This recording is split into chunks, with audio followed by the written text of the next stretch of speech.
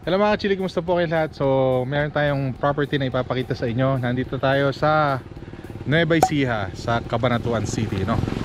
So kasama natin si parang Reggie para ipakita yung property na to sa inyo. Kaya abangan nyo po.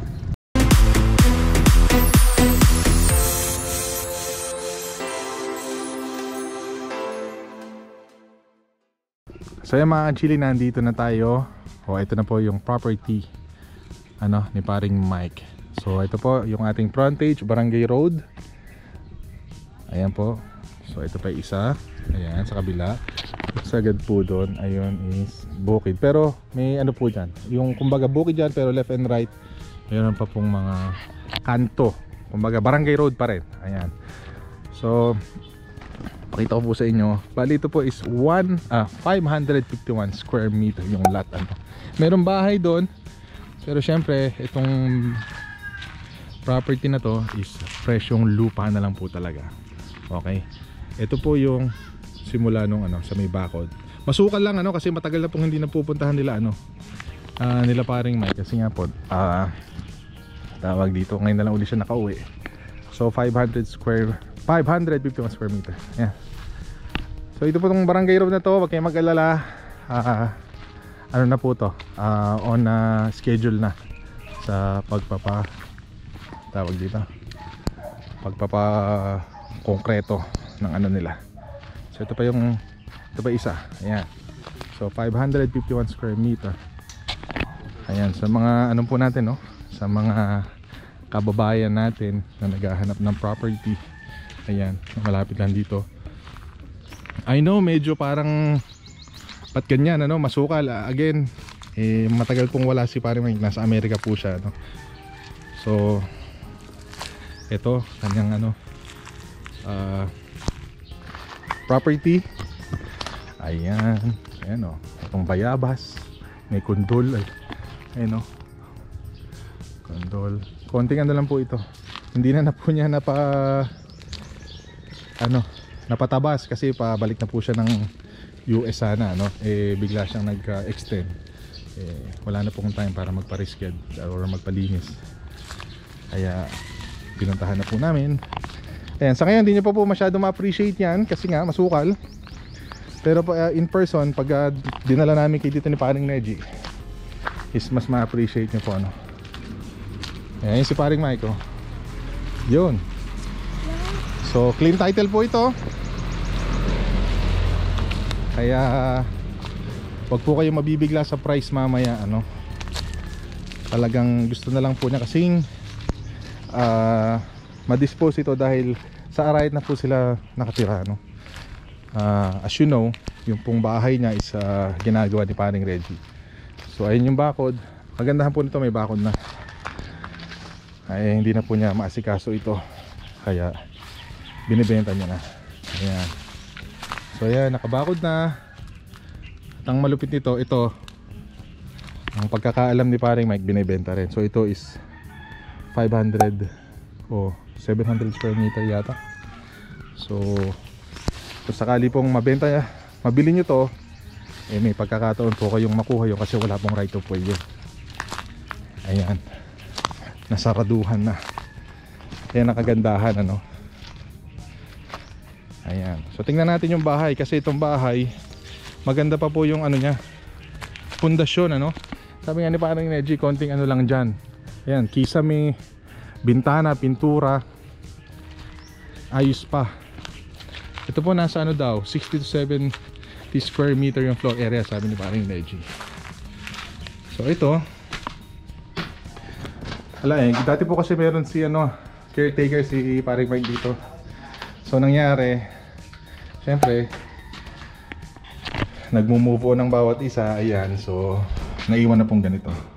Ito yung isang kwarto. Ayan, maluwag Ayan po, kisame. Again, wag po kayo masyadong ma-disappoint kung ganito itsura, kasi nga po wala namang nakatira. Ayan. Ayan ito po yung sala. Ayan. Okay pa po yun, linis lang. Hello! Hello! Ano paring Mike? Ito po yung master's bedroom. Ayan. Ang malupit nito, merong toilet na nakaabang. Ayan, oh. Oh, di ba? Hindi na rin po kayo kailangan maghanap ng kontraktor. Parang Reggie lang, diretso na sa kanya. Ayan. So yung kitchen sa loob, so ito po yung dirty kitchen. Ayan.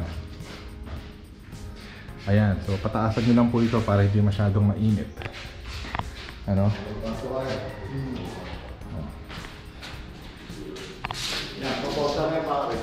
Ito yung ano, banyo. Hindi natin papasukin baka mahulog ito. Baka magsak. Ayan. So ito. Ayan. Ayan o, tinubuan na ng papaya sa loob. Ayun isa. So yun po yung sinasabi ko sa inyo. Yun sa bakod na yun. Yung pinakahangganan. Ayan. Ayan po. Ayan. So ito pa yung ano, pwedeng maging sa inyo if in case. Ano, pwede nyo sabay bilhin kung gusto niyo. Pag po nai-ano namin, na-confirm namin na talagang binebenta pa ito, no. So sa Cabanatuan lang po ito. Ayan, malapit po sa ano, malapit lang. Marami pong resort na yung dinaanan namin dito, malapit sa school. Ayan, hindi po kayo masyadong mahihirapan dito. Ayan. Ayan po. Again, ulit-ulitin ko, huwag po kayo madidisappoint sa itsura kasi po lahat naman po ng property, lalo na kung walang nakatira, yan yung sa likod na is ganyan ang nangyayari. Pero ang kagandahan nito, nagtataas po yung value. Pero binibenta na lang talaga ni Paring Mike ng ano, parang lot na lang. Kasi nga po sa nakabase na sila sa Araya. So yan po. So magkano po itong ano, property ni Paring Mike? Okay? 551 square meter. Yun na lang pong lote. Pero kung gusto niyo pong malaman tong house, 60 to 70 square meter po yung floor area. 2 million po, negotiable pa yun. 2 million, negotiable po yun clean title po ito, syempre. Nakita nyo naman, dati rin vlogger si Paring Mike, kumpare ni Paring Reggie. So, legit na legit. Sa bagay, wala naman po tayong binibenta hindi legit, ano. Dito lang po yan, sa Cabanatuan. And then, if in case, ma-confirm ko, ngayon po kasi hindi ko ma-confirm kung binibenta pa rin sa likod. Pero pag tumawag po kayo, o kahit alin man sa aming tatlo, is baka alam na po namin yung price nung sa likod kung binibenta pa. So, yun po is 750.